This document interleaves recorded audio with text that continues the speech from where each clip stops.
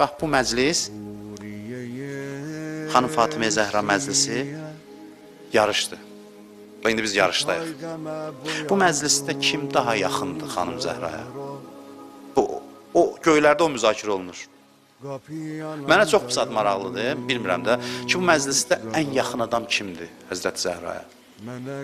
Çox maraqlıdır. Peyğəmbərlər hərdən soruşub ki, ilahi, sənə mənim qonşum kimdir cənnətdə? Allah aparıb bir kənddə bir qoca arvadı göstərib, bir kişini göstərib, gözləmədiyi adam.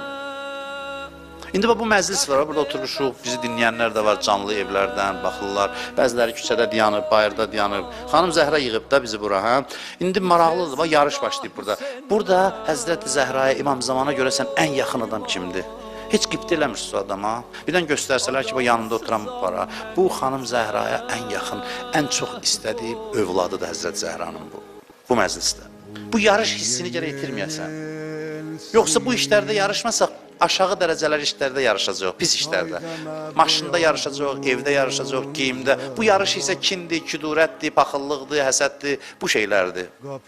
Mənəvi yarış isə qabağa getdikcə daha çox təmizlənirsən.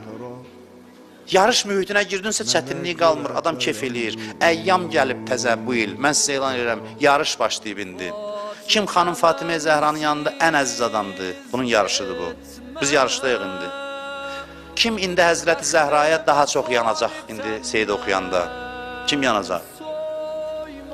Bu dinin ən gözəl hissəsi sevgi hissəsidir. O sevgi hissəsində bizə Əhl-i Beyt yaşadır.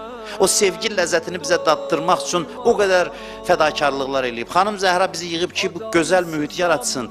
Gözəl bir müsabiqə mühiti, gözəl ləzzət mühiti hesabını da özü ödəyib öz məzlumiyyəti ilə. Hesabı onun məzlumiyyətidir.